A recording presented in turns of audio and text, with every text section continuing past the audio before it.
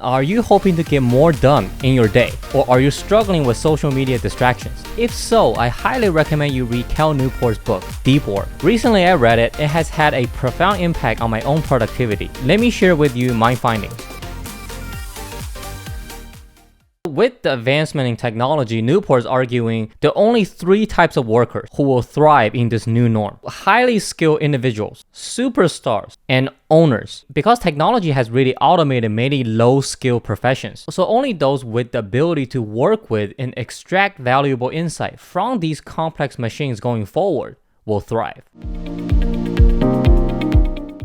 In the book, Newport gave the example of Nate Silver. He is a self-proclaimed baseball statistics geek who turned his analytical skills toward politics and became a widely renowned election forecaster. So think about his track record. His election forecasting system accurately predicted 49 out of 50 states during the 2008 US presidential election. That really catapulted him into the national spotlight. And Silver continued his track record by accurately forecasting the 2012 and 2020 elections, really solidifying himself as a reliable authority in the field of political forecasting. Although his model did not accurately predict Donald Trump's victory in 2016, Trump's win odds predicted by his machine was higher than that of other forecasters. And really thanks to communication and collaboration tools like Slack and Zoom, labor is no longer constrained by geographic boundaries. That means labor markets have also evolved into more of a global marketplace. In these trends, companies benefit because now they have access to a broader talent pool, and top talents benefit as well, as now they have increased opportunity set and as a result more leverage when negotiating terms with potential employers. Unfortunately, your average skilled people are going to face tougher competition because your local competitive advantage no longer exists, because your local companies now can hire better talent globally at a lower salary. So in this new norm, the power law will be in effect, where the superstars will create and capture the majority of economic value, while the average people have to grapple with a much more competitive landscape. David Hanson is the inventor of Ruby on Rails, which is a website development framework. He's a prime example of a tech entrepreneur who has really made the most out of his innovative creation. The Ruby on Rails framework powers technology companies like Twitter and Hulu. We don't know exactly his net worth, but he's having a good time. He splits his time in multiple locations: Chicago, Malibu, and Marbella, Spain, where he involves in high-performance race car driving. Historically, the profits generated through a combination of capital investment and labor were distributed proportionally to the inputs. Because technology is playing an increasing role in all industries, the proportion of financial rewards are flowing to those who own and operate these intelligent machines. If you look at the list of the world's top 10 wealthiest people, 8 of them are technology company founders. Then you have the venture capitalists who specialize in owning technology companies, like John Doerr of Kleiner Perkins and Doug Leone of Sequoia. They have made a fortune with their early stage investment in tech companies like Amazon and Google. It really shows you where the wealth is accruing to in this technology-driven modern world. So how do you thrive in the modern economy? You need 2 things. One, you got to be able to master skills quickly. Equally, if not more important, knowing things are not enough. You need to be able to translate them into valuable products or services. For example, Nate Silver and his election forecasting machine. He got to know how to use Stata, which is a statistical programming language. Going forward, you got to be able to master these intelligent machines. For example, knowing what to ask ChatGPT, that skill set will hold substantial value in the world going forward. And like I said before, mastery is not enough. You need to transform your knowledge and abilities into outcomes or products that people are willing to pay for. That comes back to the example of David Hanson, who leveraged his programming skills to create Ruby on Rails. His product gained widespread adoption, allowing him to capture some of that economic value from his creation. In the new economy, your ability to produce is the ultimate determinant of your success. It doesn't matter if you have talent, skills, and knowledge. If you can't monetize it via a product that customers want to buy, it doesn't mean anything how much you know. So how do you master skills quickly? That leads into the world of deep work. To be able to learn quickly, you need intense focus and practice. And that separates expert from the rest of us is the deliberate practice in environment where there is no distraction. If you can't focus, you shouldn't expect skills and knowledge to come to you very easily. The problem is, in this day and age, distractions are just everywhere, and it has tremendous potential to derail your deep work. And also professionally, there's a growing pressure every day, every minute to engage in shallow attention-splitting activities, immediate email, and active presence on social media. How are you going to get any work done when there's distraction everywhere? But ironically for you, this can be your advantage. As long as you're willing to commit to deep work, that helps you unlock great personal and professional rewards in this new world. People tend to be at their best when they're fully immersed in these complex tasks. That's what the psychologists call flow. And research has shown people derive more happiness from work than from leisure activity. And this happiness is stemmed from the flow state achieved during your deep work. In an ideal world, your job should be structured to mirror those flow activities as closely as possible. And of course, that's just wishful thinking because we all work with constraints, right? Try to create routines that minimize the need for any willpower to transition into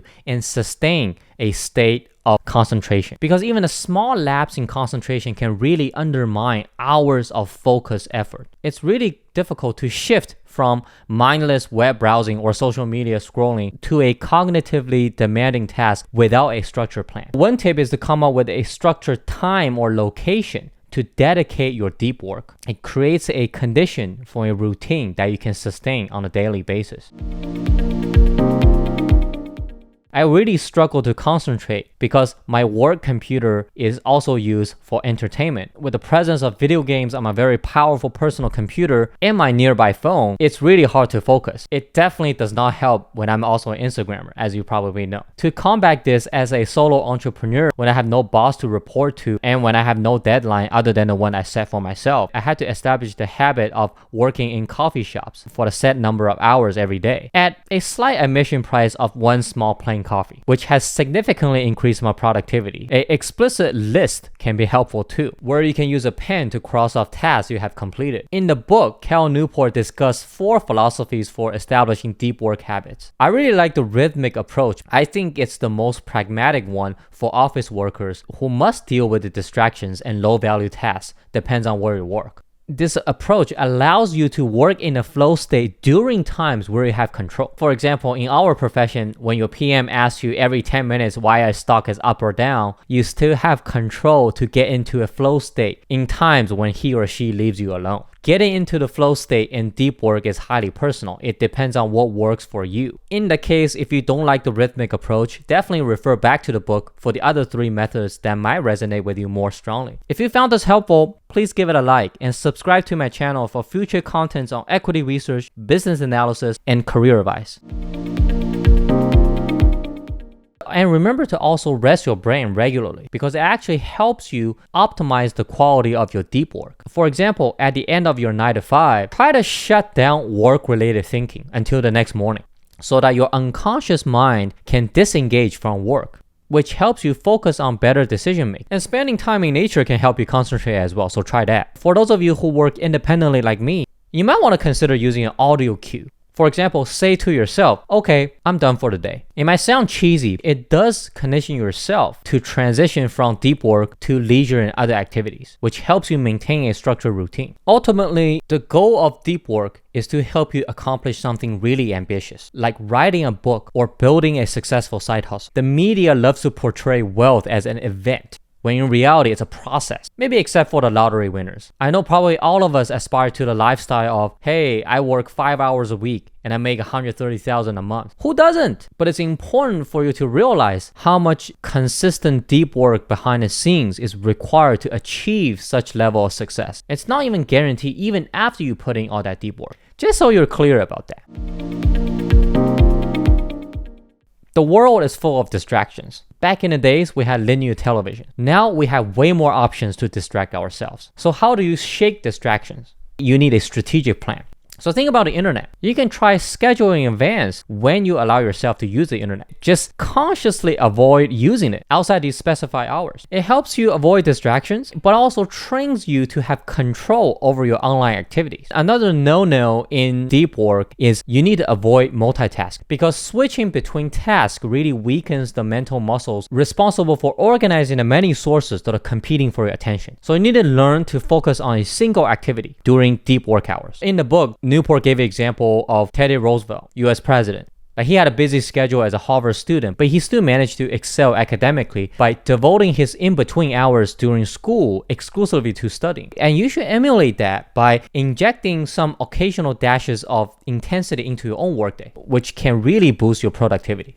It's not about how much time you spend on something. It's about how deeply focused when you spend time on that particular thing. After a few months of deploying these strategies, you really come to understand what is the true meaning of focus. And as a result, you're better equipped to accomplish your goals. Newport conducted interviews with these memory athletes who professionally memorize vast amount of information for competitive reasons. And these memory athletes revealed that the most significant difference between them and the rest of us isn't directly tied to memory, but tied to attention control. These memory athletes, they're not only training their memory, but also sharpening their capacity to concentrate. So what that means is one can train to focus more effectively in all aspects of your life. Newport believes in most cases, social media is an adversary of focus, especially when your professional success doesn't hinge on its constant use. I can tell you, even as an influencer, I firmly believe I don't need to be on social media all day. I remember watching some really big shot social media person getting interviewed. They're holding their phone and the host asked them how many hours do they spend on their phone every day. And the numbers are staggering. They talk about spending 10, 11, 12 hours on the phone. There are only 24 hours in a day. You need to sleep 8 hours. You spend 10 hours on your phone and you ain't got that much time left to be doing something more productive. And these social media platforms are very well designed to offer personalized information that come at random times. That makes them massively addictive. When you want more, you can get more. That's very dangerous. It can seriously derail your effort to deeply concentrate on anything. The issue isn't whether social media offers any benefits. They probably do to a certain extent. I mean, I use social media to gain knowledge, but that's by my choice. I don't think most people use social media for educational purpose. But nerds do what nerds do. The key is, you should only continue using them if their positive impacts substantially outweighs the negative. For most of you, as a social media influencer, I believe social media usage is a net negative for you. We don't have the same socioeconomic upbringing, but you know what is equal for all of us? We all have the same 24 hours in a day, but how we choose to allocate that time can influence our ability to capture value. And time spent on low impact activities is an opportunity cost that could be allocated to higher value endeavors. Newport did an experiment. He didn't post anything on his social media for a while. You know what he found out? Most of his family and friends did not even notice his absence from those platforms. That really should make you reevaluate the necessity of constantly being on social media on a day-to-day basis, especially when it comes to maintaining our focus in pursuing deep work.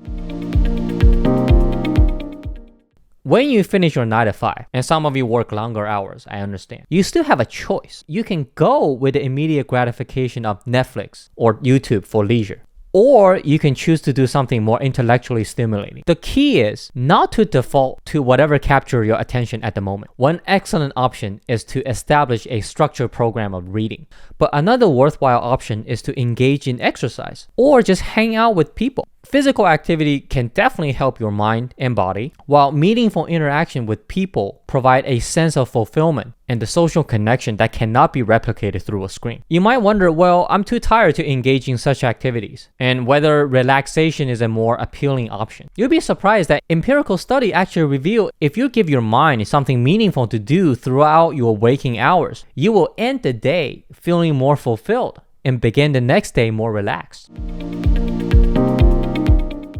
As a creator, I get tons of email that I don't want. So one effective approach is to make others work to earn my response. In the book, Newport discusses implementation of a sender filter, where his correspondents have to filter themselves before attempting to contact him. And he will only respond to those who align well with his schedule and interests. And so have I. This approach has significantly reduced the time and need to spend dealing with incoming communications. Similarly, all of you have to deal with emails at work. And a lot of times that feels like navigating a field filled with productivity landmines, especially when you get those interrogative emails that demand your attention. So instead of reacting to them, you should think about what is the most efficient process to reduce the number of exchanges needed to reach a successful conclusion. So before you respond, think about all the steps you need to reach a satisfactory resolution that reduces the number of back and forth interactions. And the final step is to compose a reply that clearly articulates where we are to where we want to be.